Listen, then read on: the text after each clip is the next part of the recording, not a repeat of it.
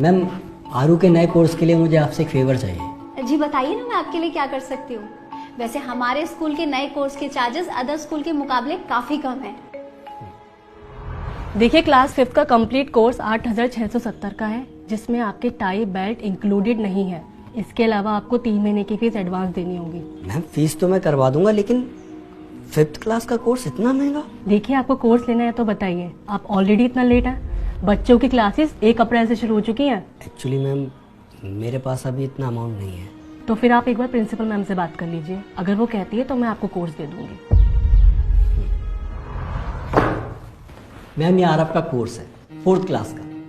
Last year मैंने से 6,250 रुपए में खरीदा था। आपको पता है आज एक कबाड़ी वाला इसके कितने पैसे दे रहा था? 120 रुपए। अब आप ही बताइए, मैं इसका क्या करूं? ये क्या मजाक कर रहे हैं आप? मैं भला कैसे बता सकती हूँ इसका क्या करना है? जो आपको अच्छा लगे वो करिए। मैम, सबसे अच्छा तो ये होता है कि इस कोर्स को कोई दूसरा बच्चा पढ़ पाता, लेकिन नहीं। प्राइवेट स्कूलों की तो पॉलिसी बन चुकी है कि हर साल नया कोर्स खरीदना ही खरीदना है। कमाल कर रहे हैं आप। बच्चा पास होकर नई क्लास में जाएगा तो नया कोर्स तो लेना ही पड़ेगा ना। हर साल सिलेबस बदलता है, बुक्स बदलती हैं। मैम, प्रॉब्लम की असली जड़ तो यही है। आखिर क्यों प्राइवेट स्कूलों में हर साल बुक्स बदली जाती हैं? क्यों बस 1 या 2 चैप्टर बदलकर पेरेंट्स को मजबूर किया जाता है कि वो नया कोर्स खरीदे ही खरीदे? अरे क्या इन पुरानी किताबों से अगले स्टूडेंट्स नहीं पढ़ सकते? मैं इसमें कुछ नहीं कर सकती। आपको नया कोर्स लेना ही पड़ेगा। हाँ मैडम, आप क्यों ही कुछ करेंगी?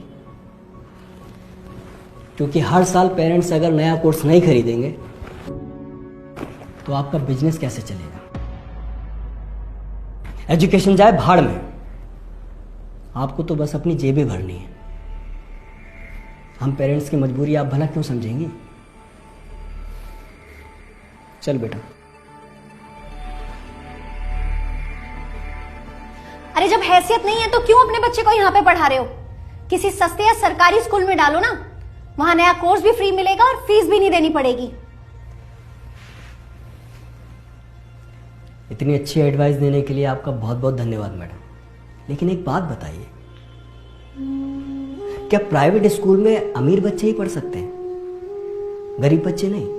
और ये कहां का इंसाफ है कि अगर कोई पेरेंट्स मेहनत करके अपने बच्चे को अच्छी एजुकेशन दिलाना चाहे तो दिला नहीं सकता? क्यों से बोल दिया जाता है कि जाओ सरकारी स्कूल में जाके एडमिशन करा?